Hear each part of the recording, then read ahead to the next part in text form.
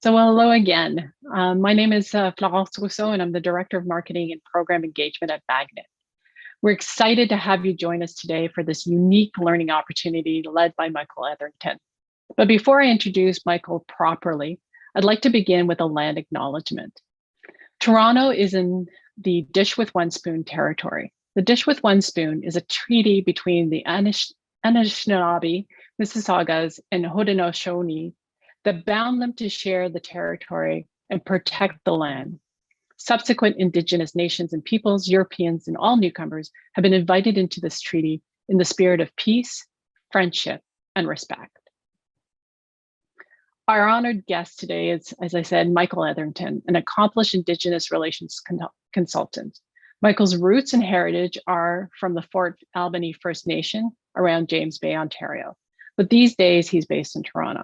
I say this, but of course, he's not at home much. Michael's often traveling across Canada and around the world, delivering his message about reconciliation and Indigenous relations.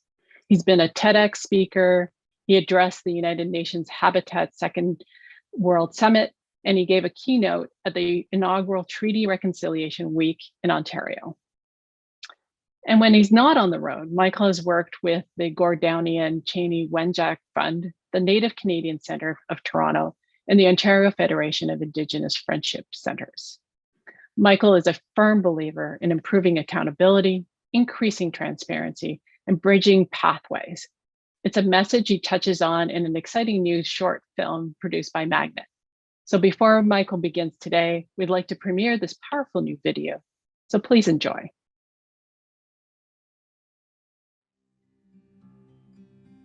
When you speak from your heart. When you speak from your heart, you speak your truth. Speaking the truth, the Bwewin. My family's truth for many years was stolen, taken from them through the residential schools at St. Anne's, Horden Hall, and St. Phillip's.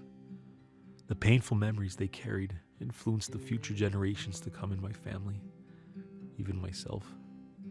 For many years, I couldn't cry. I did not understand why I felt the need to tuck away my hurt.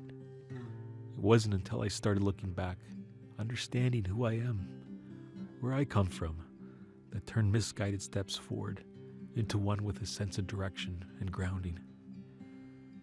Now I'm able to express emotions without feeling insecure about expressing my grief, pain, and hurt.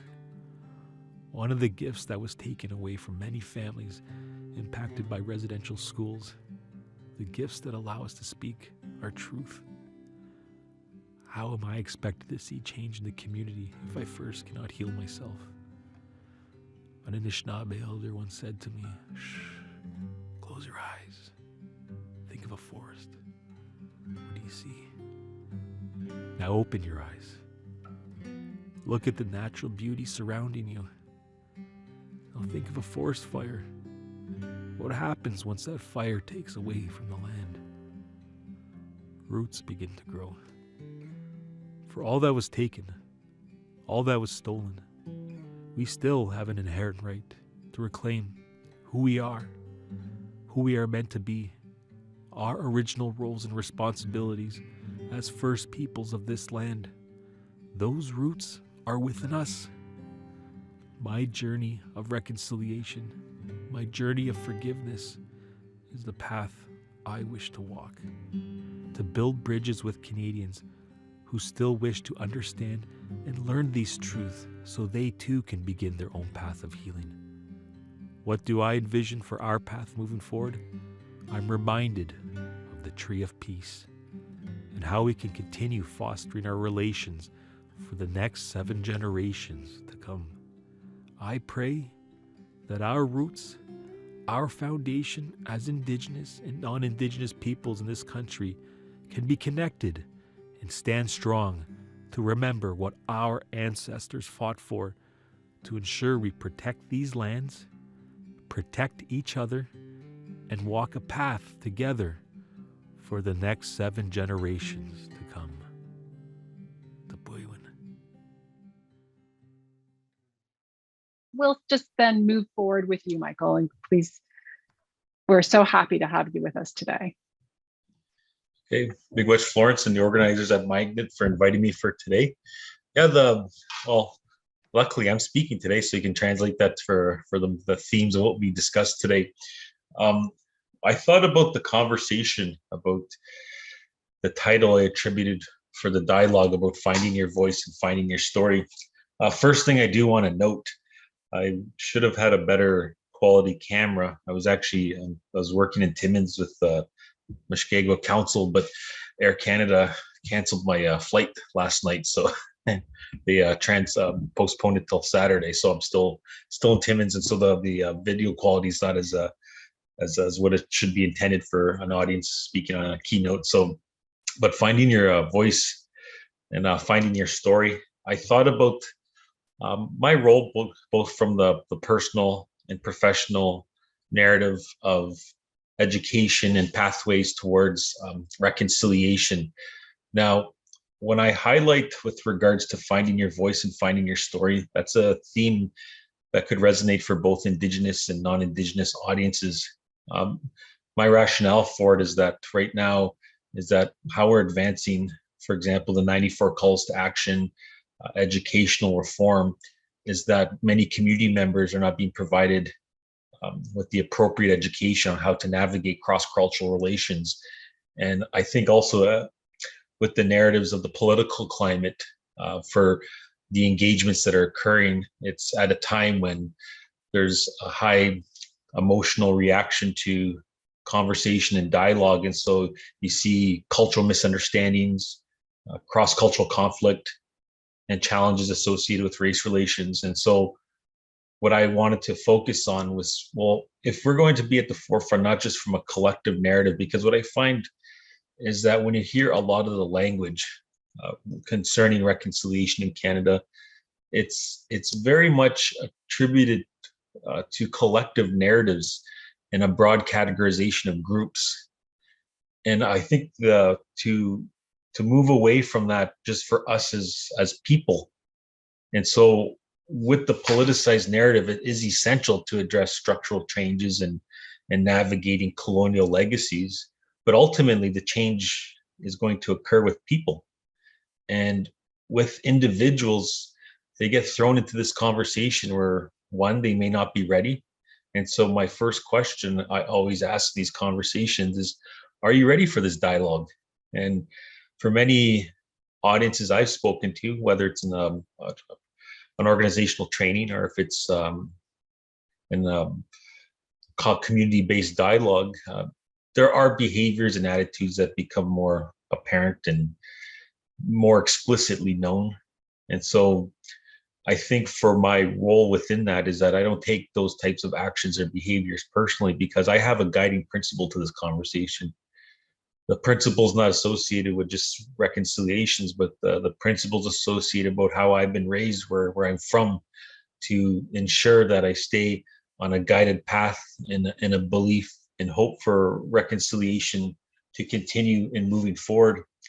And so for myself, if solely misguided steps and cultural misunderstandings will break that relationship, we do have a long way to go. So if we talk about narratives associated with historical literacy, if you look at some of the earliest instances of cross-cultural relationships being established, many of you probably do have familiarity with the Turo Wampum, the Kaswenta Belt. And if you look at the dialogues that occurred at that time, it was groups in conflict, and they established peaceful processes to ensure that they navigate the best path forward, which they refer to as the river of life. And then from that, the main broad themes of the peace, friendship, and respect, but bringing those principles forward. So my first question is, when you think about your guiding steps, what are guiding your steps? And if you don't have that grounding, when we receive our brought forth with conflict, that's when the relationship ceases. So when we talk about finding your voice and finding your story, it's not solely intended to develop positive relationships in community. My focus, and I think my call to action, is what do you do when challenge arises? What actions do you undertake when conflict, or perhaps when you see in the most extreme forms acts of racism and discrimination? I want to give you a story as an example, what I'm trying to highlight and share. I was speaking to an audience, and they're going to remain confidential. I've identified that myself as an approach, but there was a remark that was shared in an audience openly and verbally, mocking. You're going to see an image I'll be sharing. Actually, if the magnet could open up the slide content, just to, because it'll be on the second image, but I'll just get the images brought forth. But what happened at this period of time is an openly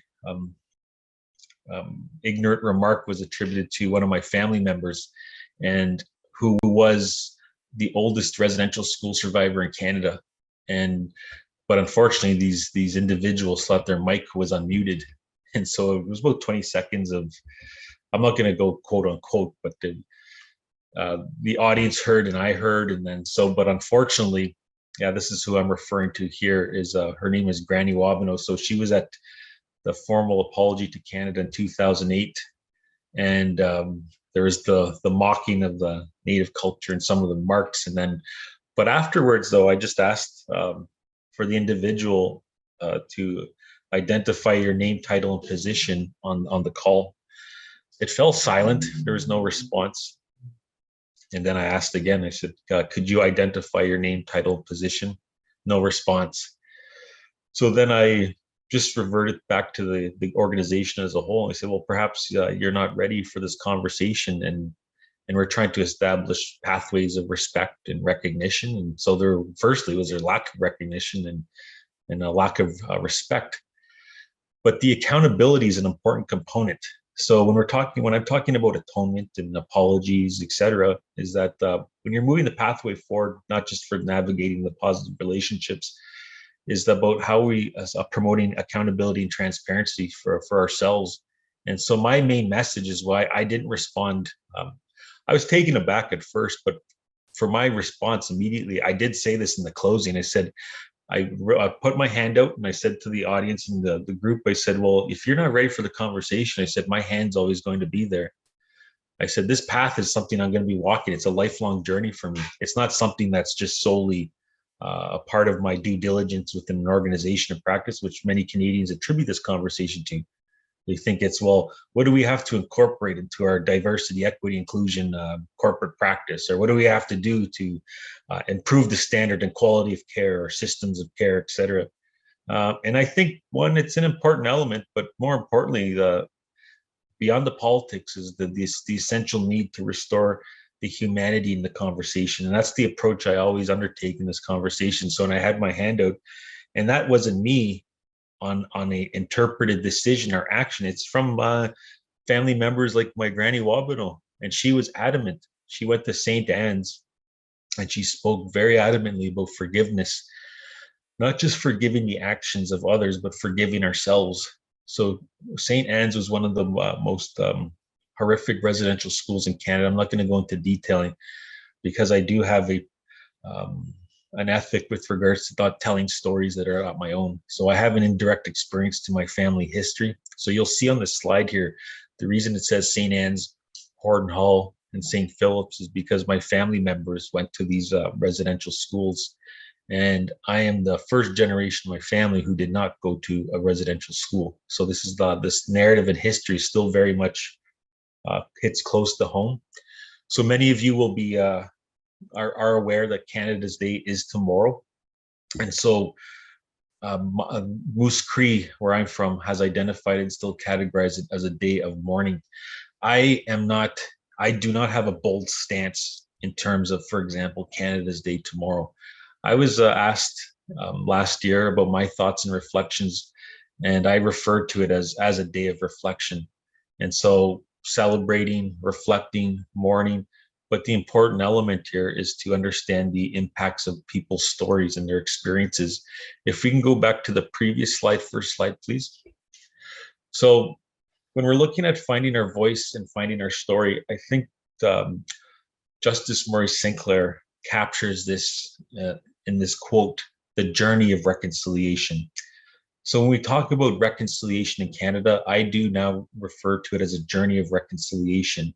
So if you're looking, for example, in an organizational lens, I have three broad categorizations of what that could look like. I refer to it as the individual, the interpersonal, and the organizational. So many times it goes straight to just solely focusing on individual actions and individual learning through self-awareness. Now, the way the conversation is broadening now with regards to cross-cultural relations in the workplace is that the interpersonal organizational components are not really well defined as of yet. And so, for example, if you're an employee, I always ask, what is the organizational culture? So when I talk about values and principles attributed to the journey of reconciliation to guide your steps forward, an analogy you can utilize or a reference for this is an organizational framework. So for example, you have your mission, your vision, your code of ethics, and your goals, objectives, etc. And those clearly define a collective narrative about how you have unity and common understanding about your strategic priorities within an organization. Now, if you coincide that with regards to reconciliation in Canada, there is not the same understanding. So, for example, if you go across Canada and you ask Indigenous peoples or non-Indigenous Canadians, what does reconciliation mean to you? You'll get a very common threaded response of one, it may not mean anything. It may have maybe perhaps a more restorative interpretation and lens about relationships, relational healing, etc., processes of healing. And then you might have another group who, for example, will talk more about a retributive form with regards to justice. So, for example, the news last year in May 2021, we are now at the 1 year of with regards to the news of the unmarked graves. Now, within all of that, though, of the journey of reconciliation, is that it's not a linear interpretation. So when we're talking about what does reconciliation mean to you, is that you just identify, what role do I play within this? And what role do I have within this conversation? And so it is a multifaceted concept. I look at it more from a holistic framework. So every individual and group that's going, but what happens is the interpretation of the individual attributes that to what someone else might be doing. So for example, if you're just a community member, that's where I do recognize and respect the work of Downey Wenjack Fund with regards to the term reconciliations. And I think reconciliations are aspects that can be in improving our day-to-day relationships. So just to highlight the quote, the road we travel is equal in importance to the destination we seek. There are no shortcuts. When it comes to truth and reconciliation, we are forced to go the distance. Now, what is very concerning about that with regards to the quote in of itself, last year, when the news came out with regards to, now many people say Discovery, AFN and other leaders are now referring to the recovery of the children who never made it home. But what's unfortunate about that is that if you look actually the 94 calls to action, the 94 calls to action, 3 were complete in a matter of weeks following the news. The reason being is because that narrative got brought to the international stage and other countries became more aware of what occurred. And so as a result, Canada did damage control. They want to maintain the integrity of what they believe Canada to be. And so 3 calls to action were immediately addressed. Now on September 30th, you have a national day for truth and reconciliation. So it's an end. So September 30th this year is going to be the first annual. Why did it take 6 years to get that recognized? And so when you think about the other aspects prior to last year, there were no calls to actions complete in, I believe, in the span of 3 years. There was a lagging, and the narrative is on a decline. But then the truth starts coming out about narratives Canadians were suppressed to, that information. Now that truth comes out, now it becomes a priority again. And so this lull is the Canadian conscious, the thought about this. It's always been here for Indigenous peoples. So wherever the political climate is, you get suppressed information, stories get pushed aside, etc. and the media funnel a lot of the common understanding. So the key element of this is that I believe now, as we're moving forward towards increasing self-awareness, increasing understanding, and trying to build the pathways and bridges to meaningful interpersonal cross-cultural relationships between Indigenous peoples, non-Indigenous Canadians in this country, is that we now should start identifying a third word with regards to truth and reconciliation. We should now begin to start saying we are seeking truth, reconciliation, and justice. And I think that justice is a necessary component to move forward in the pathway for healing for those residential school survivors and intergenerational members of survivors, and for Canada as a whole. Now, I want to give you a cross-reference of another country about what I'm referring to. Germany is a country that has a denial law. So if you, for example, if you deny, devalue, or downgrade genocide in Germany, it's a criminal offense. You can get actually up to 5 years in prison with regards to being a Holocaust denier. So the atrocities that occurred of World War II. And if you look in their the criminal code, for example, if there's a clause in there that says mocking the dead. So if you dishonor those who lost their lives to the Holocaust. Now, if you go into Canada, there is the highest amount of impunity in this country. Politicians, organizational leaders, community members, day-to-day narratives, amplified voices that dispel misinformation, racist, discriminatory views of Indigenous peoples still operate in this country with impunity. And when I refer to truth, reconciliation, and justice, is that I'm not referring to just solely advocating for a punitive approach to this. What I'm talking about is how far do we want to take this conversation to ensure that we learn from this, that we never forget, but also to ensure that the justice is attributed with regards to the narratives, not just of residential schools, but the colonial legacy in this country. And so ultimately, though, how do we get to that path? If we go to the third slide, past Granny Wabino's slide. Yep, next slide, please. Is that's where culture comes into play. So this is actually, these are pictures of my family members here. That one on the left is my great-grandfather, Angus Chichu. He was a chief up north in Moose Factory. That bottom left picture there, that's I didn't have hair gel. I used to live in Nunavut, and there's a picture of me, the late Inuk elder. So a lot of my teachings I got even cross-culturally from an Inuk elder who only spoke Inuktitut. And there's a word they call you up north. So if you're up in where I'm from, you say Wamshtugishu, it means like you're not from the area. And they called me up north when I was in the Rankin Inlet. They said Kabluna. And I thought Kabluna meant something. I was like, oh, that sounds like a nice term. I said, no, it means outsider. So they called me an outsider when I was in Nunavut. But when I was there, I got teachings and understanding. So when I talk about truth, reconciliation, and justice, and the principles and guiding that forward about the elements towards building the understandings for non-Indigenous Canadians, is that I still have, I will never lose the hope for the agency for change within all of this, because the way I was brought up, specifically up north when you go hunting and you go with your family out in the bush and out in the land, is that there you do get brought up with a strong sense of humility. Is because, for example, that's my grandfather there, my granny and my cousin Tanya. And so my grandfather there in the blue checkered shirt there, his name's Raymond Etherington. But he used to tell me this. I remember growing up a lot of times. He said, you know, if you don't dress for the bush, he said, the land's unforgiving. He said, it'll take your life just like that if you don't respect the land.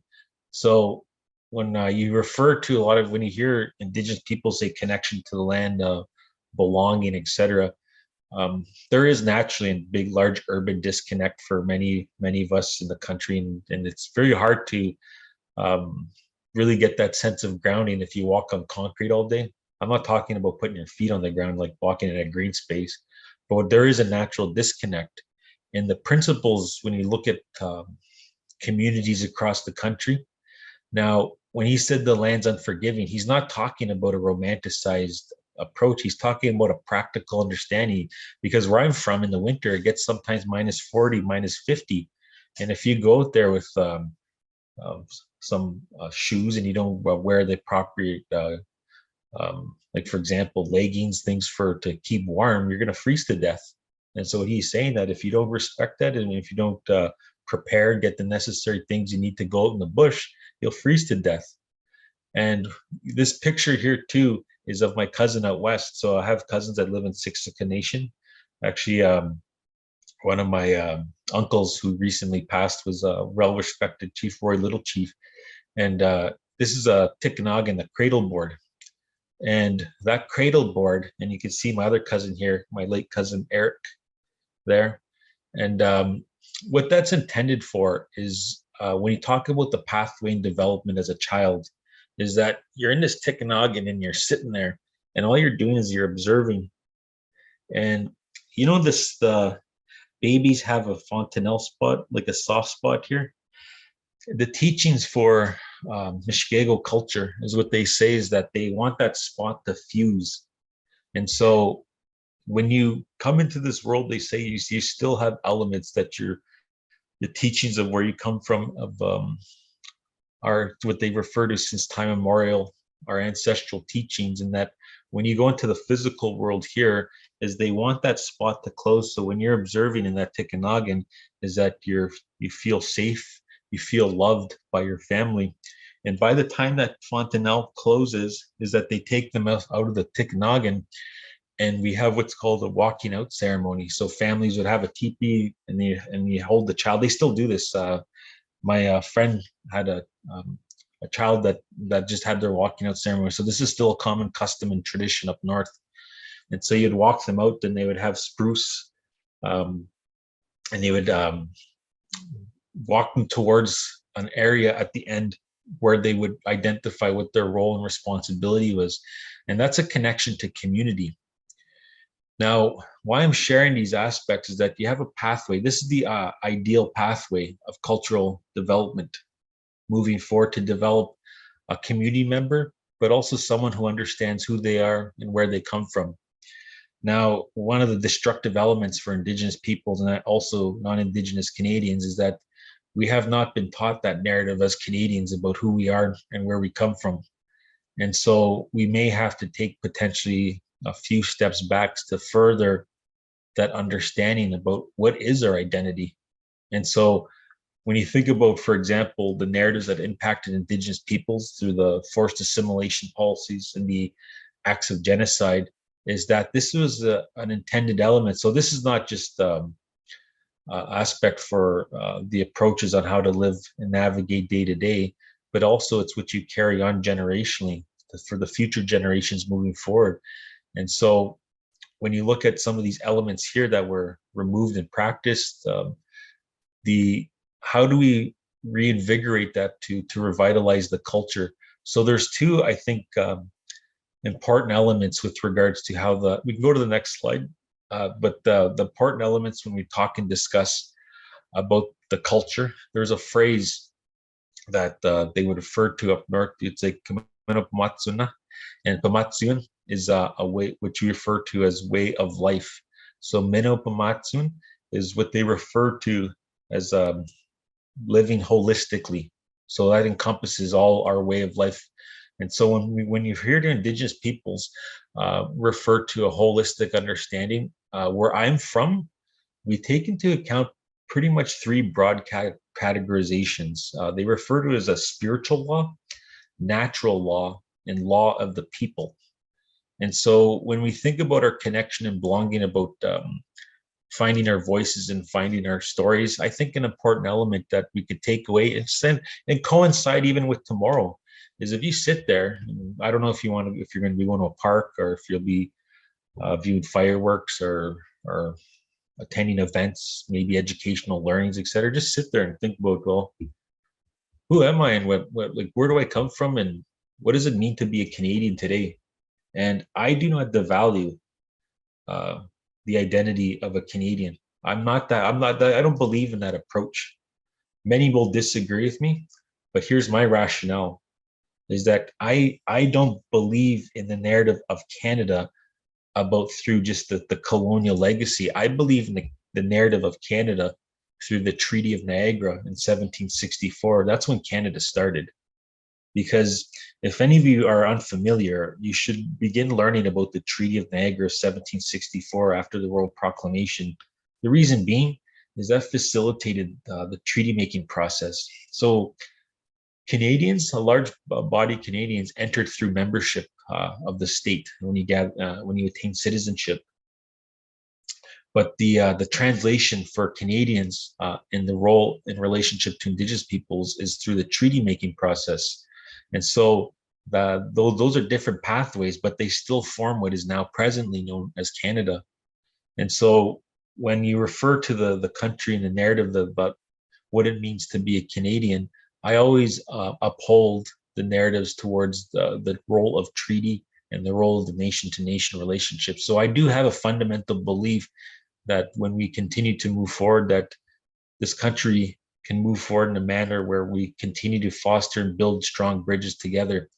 Now, when you talk about connection and belonging, it's now the reason I want to share that image too. It's it's visually appealing, but it's up north, and this is where my parents were before in Yellowknife. You have northern lights up there, but this was when I was visiting. The northern lights are full of staying in Cree would say Wawate. But the connection and belonging for us, I think, too, is going beyond just the narrative of peoples, but towards land and territory. And so if you look at other countries around the world that do not have a strong colonial legacy, the identity of the peoples is it's strong in its connection to each other. But what happens is we don't have that strong connection just as of yet. But I do believe we can move forward in that manner to build that. And so the way I would say about fostering connection and belonging is for your understanding as an individual, self-awareness is knowing that you have to go through a process of learning, and you also have to go through a process of unlearning. So when we talk about educational reform and the pathways towards education, we're not just trying to garner new knowledge and maybe levels of historical literacy, contextual understanding. There's also other thoughts that are going to have to be removed with regards to how we want to move forward with regards to reconciliation. So if you look at ethics, attitudes, and specific values, there should be a level of prioritization of not just the learning, but focusing on what are key elements through the processes of unlearning. And so I've worked with individuals who personally disclosed to me hateful, discriminatory views. And there's a quote I always say when I deliver trainings to organizations. I always quote Jane Elliott, is because she identifies and says that racism is a learned affliction. Anything learned can be unlearned. And so if you fundamentally believe someone who is deemed a racist, if they cannot be healed, we should not be having this conversation. If you look at areas across the world, like for example, South Africa addressing the apartheid with Nelson Mandela's words, he strongly believed and had a hope for change. There were moments initially when he was jailed in prison that he didn't believe that peaceful conflict or peaceful resolution could be established for the country. But over time, he started building cross-cultural relationships while in prison and fostering further understanding. And he said the conversations was what was a key element for him to really radically change the approach. And so with regards to our belief, can people change? I cannot ask you or take that into consideration, but what I do believe very strongly is that in Canada and the United States is that we are getting influenced by a strong political narrative that is intending to keep people apart. You can look at other social initiatives that have occurred and what's happening as of late in the more previous years, specifically conversations associated with health, and everyone has their own view and opinion and interpretation. But if you look at those views and opinions, they start rationalizing by positions of virtue. And I think that that approach is that in reconciliation, this is not a conversation of who's right and who's wrong. This is a conversation of understanding. And if you can only listen to views that are expressed that align with your worldview, you're going to further that, and you're going to start developing a more hollow approach to furthering cross-cultural understanding, because then what happens is you're not going to be open to listening and developing other understanding views. So for example, it's not your role to be involved where conflict may be presently be, but I think what's happening though is that we do need leadership capabilities attributed to when you talk about finding your voice and finding your story. And so my strong message has a main focus towards Indigenous youth. Many I find have been influencing many Indigenous community members to maintain a level of animosity and anger and etc. towards how they should walk their path. But no one should tell you what to do. What I'm trying to share is that when I'm trying to build this information, I'm just putting information here for you. I'm not forcing this conversation. It's a perspective. You can sit and listen and hear certain views and say, well, I'll take that in consideration, but maybe not this approach, etc.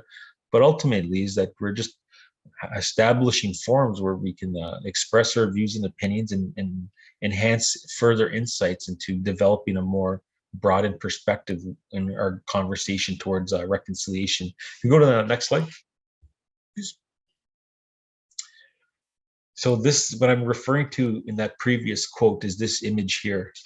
This is an image of a Toronto police officer. And I brought this image specifically because many of may have been aware of the issues regarding police services, not just in Canada, but the United States, and many officers were vilified. Now, the institution had to change. That's the key thing. There has to be major structural changes within the conversation. So there's 2 points I want to make on this image in relation to the conversation, is that when you're talking about finding your voice and finding your story, there's in relation to 94 calls to action, is that we are mostly elevating our stories to more symbolic gestures and symbolism. And how do we go from the symbolism towards more structural narratives? They are a pathway to build the awareness, like starting a conversation such as land acknowledgements. So I'm not for or against land acknowledgements. They are historically appropriate diplomatic processes to cross-cultural relations and understandings of land and territory. But the actions that we see here moving forward towards reconciliation is that the symbolism, the well-intentioned gestures are acts of reconciliation. But how do we keep moving forward to get individuals, families, and communities to move forward to addressing the structural changes? And how do you build those bridges if you're working with groups that were historically and presently in conflict? And again, I always reference Nelson Mandela. When people know that you pose no threat to them, they'll listen to you. That was one of his quotes. And for many of us, through politics of resentment and issues dealing with identity, is that if we don't get validation, you're going to see these aspects of community members that are angered and having continued outcries. And so the most important element in this conversation, you're dealing with cross-cultural relations, is to look at someone and say, I see you. I see you as a person, and I see you as a community member, not just to like in the conversation about what we can read off a script, etc. When I say I see you, I'll give you the most subtle element. When I work in communities, I'm going to look at the camera again, but when I work in communities, you'll be walking around, you'll see community members, like even when I'm in Toronto, if some are walking by, many Indigenous peoples, if there's any Indigenous community members watching, they'll probably understand. It's go, yes, you walking, go, we always do this, go. You'll just acknowledge, and you just have people where I'm from, you'd say, Nietzsche. This means I'm my friend. And people say, hello, what's going on, Nietzsche? And you start having a conversation. But if it gets even a bit further, you'll nod and you'll say, hey, where are you from? And then you say, oh, I'm from up north. Or I've had so many conversations, but the most important thing is that that's just a simple kind act is the recognition. Now, what happens here is that in the day to day, those are simple examples. But how do you go forward to a broader conversation within organizations if the only recognition that you get is with regards to an acknowledgement? If you talk about appropriate recognition within organizations, um, what kind of leaderships do we have, and what are we advancing to shift the organizational culture and the community narrative? And so when I say respect and recognition here is that can we fundamentally put aside our issues of why we're having the conversation and starting the conversation to getting to know each other as people. I've my last story I'll close off is that I reached out to a doctor. He was vilified online, thousands of hateful emails, and I noticed it was shared on my Facebook, and I think uh, he was getting recognized for a cultural misunderstanding of policy, but also the tone of the message. And so in the letter, I read it, and it had his personal detail. Someone shared the personal contact number, which had an email. I reached out to the individual and I said, hello, my name is Michael Etherington. I said, I'm an Indigenous Relations Consultant, and I actually do trainings, and I'd like to offer my time freely to have a conversation with you. And I said, I've become aware of the issue, and this is in a community I've been to and I'm well aware of. And so I offered a helping hand to um, have a dialogue with the individual. Weeks went by. I think it was about 3 weeks. I didn't get a response. But then 3 weeks later, I got an email from this individual, and it said, Michael, out of the thousands of messages I've received, you are the only person that's not a patient of mine and also in the community that reached out with a helping hand. And he said, for that, I truly thank you. And we've had conversations. I've had both 3 meetings with this individual, just having conversations, unpacking. And I intend to actually meet this individual and have a conversation. And so when you think about for here is that I'm not talking about fostering building relationships or misguided steps, but how far are you going to go toward to mending the circle? When you think about when we see wrongful acts that occur, is that we go immediately to a narrative to vilify and push members and community aside and start realigning ourselves with who we have a common level of agreements. So I say about finding your voice, finding your story. The message I want to share is what are we prioritizing the conversation of reconciliation? So ultimately, the guiding principles towards your steps of reconciliation on a day-to-day, and then also in the workplace. And then secondarily, when we deal with cultural misunderstandings, cultural conflicts, how you navigate the appropriate actions to furthering healing in community, but also healing for yourself, is because it is a difficult path ahead. And if you don't have the appropriate principles and the cultural context behind you, you can't do this alone. This is not a conversation of us to just solely develop our skills and knowledges to having our own individual. We have to start building those bridges in community between Indigenous, non-Indigenous people. So my last analogy for the conversation before we go to Q&A is that I believe that it's time for Canadians to wake up. And I believe, like Louis Riel has a quote about Canadians being sleeping.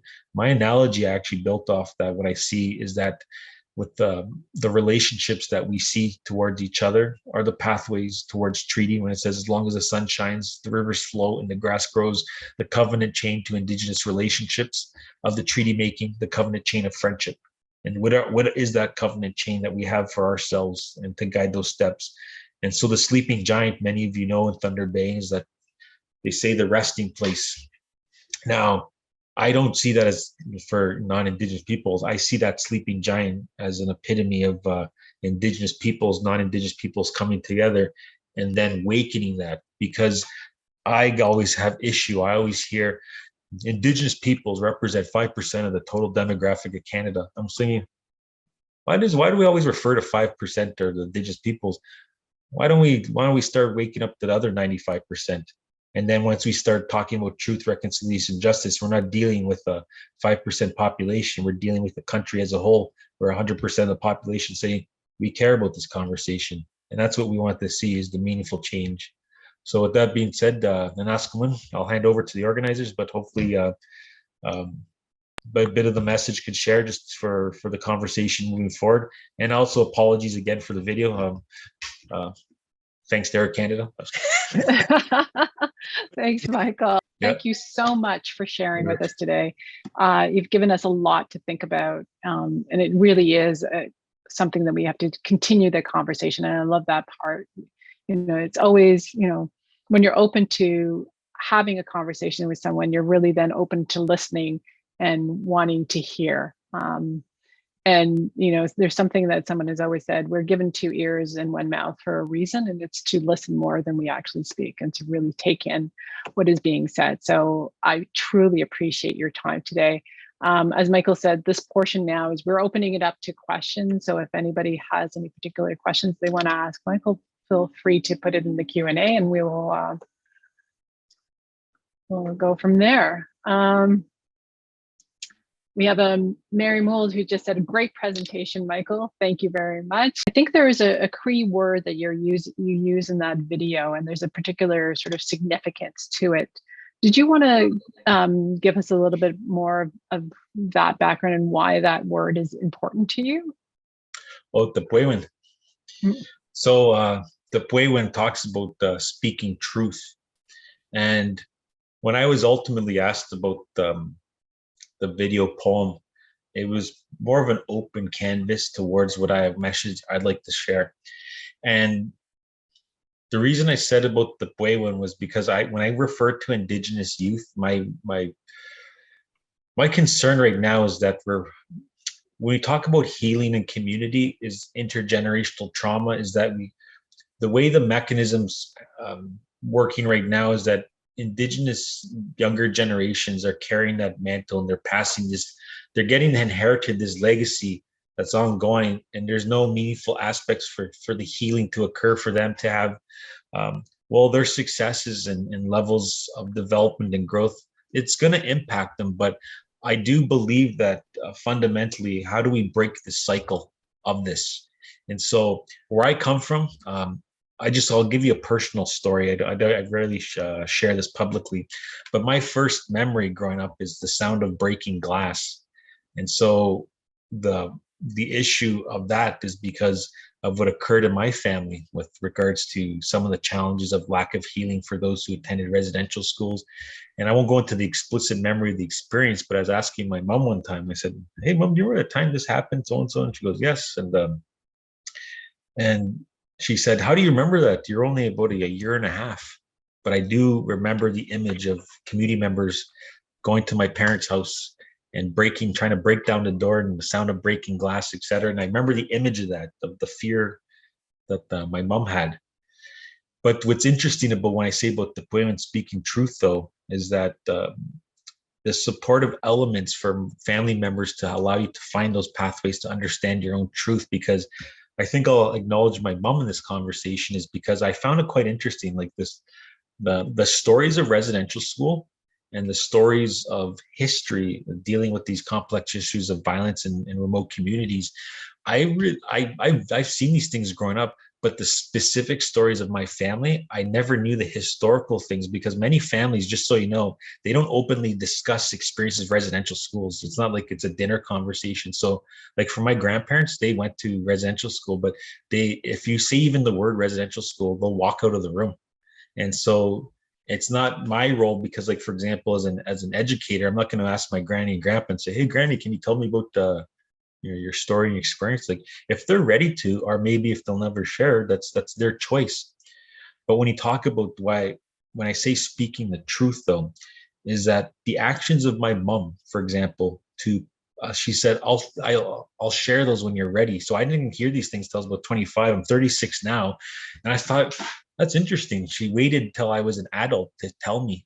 Because if you think about that, though, what if she told me when I was 10 or 12? That would have downloaded that intergenerational trauma onto me. And so she wanted to make sure there was a level of growth for myself that I was ready to hear these conversations.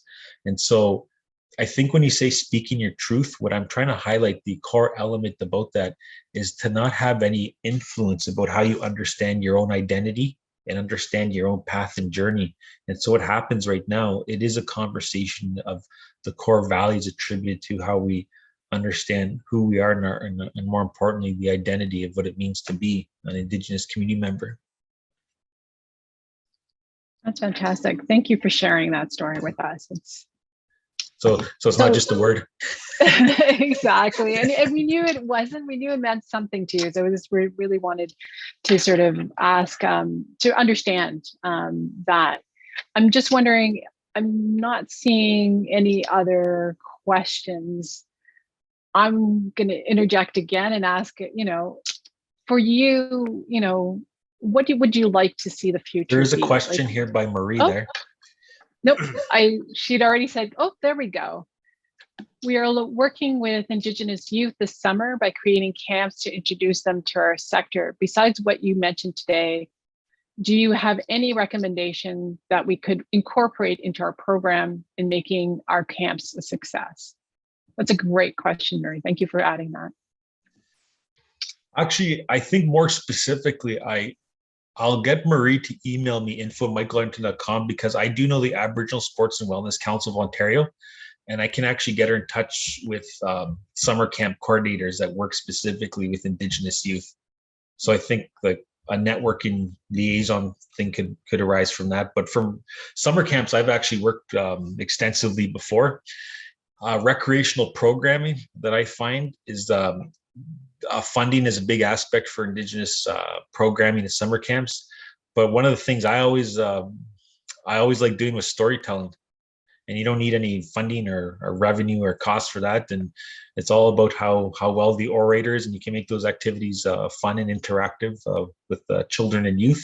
But I think also too, with regards to Indigenous youth programming, there has to be there should be conversations if you're working with non-Indigenous employees, let's say for that are teenagers, like adolescent youth that are maybe perhaps employees, to have training with regards to cultural sensitivities and having being culturally trauma informed in their orientation. Because I have worked with also summer camps where you had post-secondary students working with Indigenous community members, and they go, yes, I don't know you have how many of you went to summer camp. They go, good morning, everyone, high five. How's everyone doing today? Yeah, let's hear it. But what if you're working with a predominant audience of Indigenous youth who have issues of self-esteem? You're going to intimidate the heck out of them. And so I think the training with Indigenous youth, navigating the appropriate levels of understanding and support. So there's the activity base, but also the support for the activity leaders themselves. So if Marie wants to email me following that, I can touch base with her to have a further conversation. That's great. Thank you, Michael, for that. Anybody else have any other questions? It's actually interesting.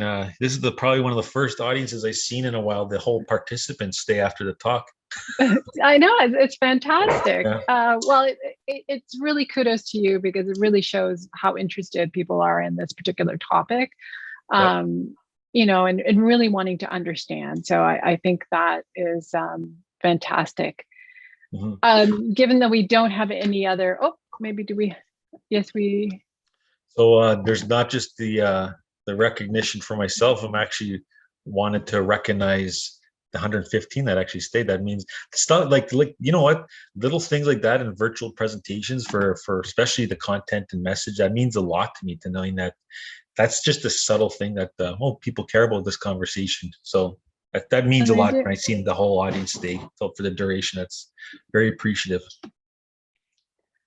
So given we have no other questions, I'm just wondering, is there any closing remarks that you'd like to share with us, Michael? I know you've given us quite a lot, but is there any last thoughts that you'd like to share with the group? That I do want to build forth. I see Monica says, how do you navigate those that don't want to have the conversation of truth and reconciliation employees?